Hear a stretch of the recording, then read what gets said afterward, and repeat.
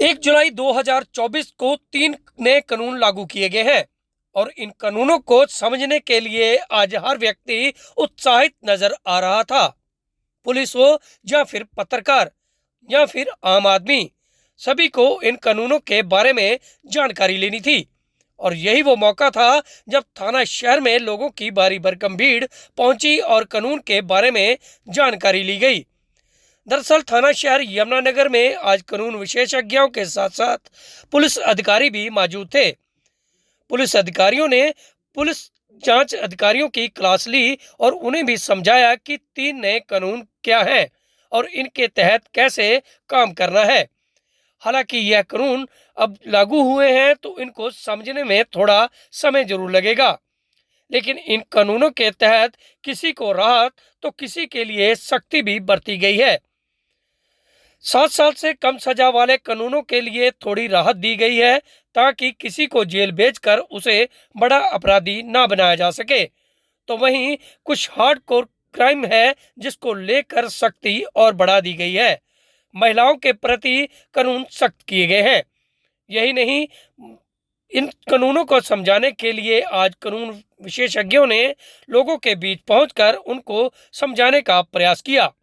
तो वहीं दूसरी तरफ डीएसपी राजेश ने जांच अधिकारियों को इन कानूनों के बारे में गहनता से जानकारी दी गई। बताया कि कैसे लोगों के साथ पेश आना है और इन कानूनों के प्रति कैसे काम करना है।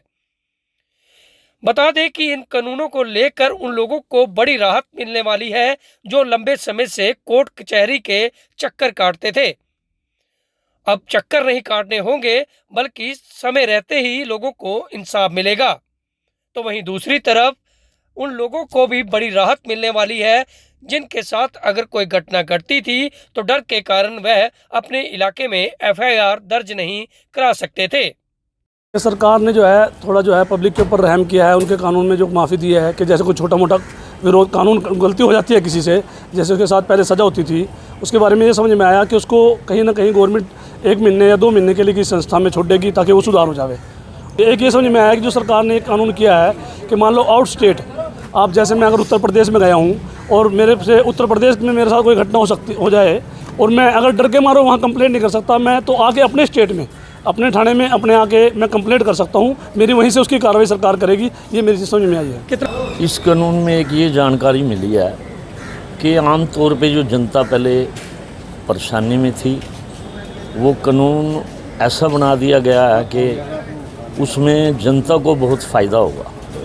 जैसे कि कहीं आदमी बाहर गया हुआ है, उत्तर प्रदेश, दिल्ली, जहाँ भी है, अगर उसके साथ कुछ ऐसा बात होती है तो वो अपने ज़िले में आके 0% पे वो अपनी कार्रवाई करा सकता है। और दूसरा ये है कि जनता जैसे लंबे टाइम तक एक केस की सज़ा ही 7 साल थी और उसको 12-12 साल तक तरीक़ें लग रही थी, उसमें भी संशोधन किया है कि वो टाइम के अनुसार ही उससे पहले ही उसको समाप्त कर दिया जाए। जैसा कि आपको पता है कि जो पहले ये कानून थे ये ब्रिटिश टाइम के बने हुए थे और भारत उस समय गुलाम देश था।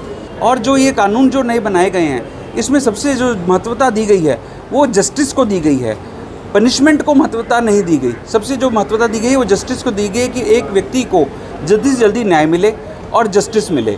तो उसके मुताबिक हर चीज़ के टाइम फ्रेम बांध दिया गया है। अब कोई भी चीज़ है उसका एक टाइम फ्रेम है, इन्वेस्टिगेशन का एक टाइम फ्रेम है, जो डिसीजन का एक टाइम फ्रेम है, ट्रायल का टाइम फ्रेम है, एडजर्नमेंट्स का टाइम फ्रेम, तो हर चीज़ को एक टाइम फ्रेम में बांधा गया है ताकि जल्दी से जल्दी जस्टिस हो। तो ये एक जो नागरिकों के हितों को देखते हुए सरकार ने एक बहुत अच्छा कदम उठाया है जो ये तीनों नए कानून आए हैं और इसमें कहीं ना कहीं नागरिकों को बहुत ही अच्छे अधिकार दिए गए हैं। जैसा कि आप ये कह सकते हैं कि अब पुलिस की ड्यूटी है और नागरिकों के अधिकार है। जैसा कि आप पहले क्या था कि हमारे जो भी कानून था जो उसमें सज़ा का पनिशमेंट का एक ही प्रावधान था कि जेल या फाइन, लेकिन अब जो एक नए कानून है इसमें अगर कोई छोटा ऑफेंस है तो उसमें जेल और सज़ा नहीं दी गई। उन्होंने कम्युनिटी सर्विस के नाम से पनिशमेंट इंट्रोड्यूस की है, जिसको जो हमारे 6 ऑफेंसेस है टोटल ऐसे, जिसमें कम्युनिटी सर्विस को इंट्रोड्यूस किया गया है। अब कम्युनिटी सर्विस के अंतर्गत क्या है कि एक व्यक्ति को जेल नहीं जाने पड़ेगा, क्योंकि एक ये बहुत बड़ा कारण रहता था कि अगर कोई व्यक्ति जेल जाकर आता था, एक तो पहले एक सोशल स्टिग्मा रहता था उसके ऊपर, और दूसरा एक डर रहता था कि वहाँ जाकर वो किसी लोगों के अगर उनके कांटेक्ट में आएगा तो हार्डकोर क्रिमिनल ना बन जाए। तो ये एक बहुत अच्छा प्रावधान है कि अब कम्युनिटी सर्विस इंट्रोड्यूस की गई है कि उनको एक किसी वृद्धाश्रम में, अनाथ आश्रम में या चाइल्ड सेंटर्स में कहीं पर भी जाकर जो वो कोर्ट है वो सज़ा के रूप में ये कह सकती है कि आप 1 महीना वहाँ जाकर सेवाएं देंगे अपनी।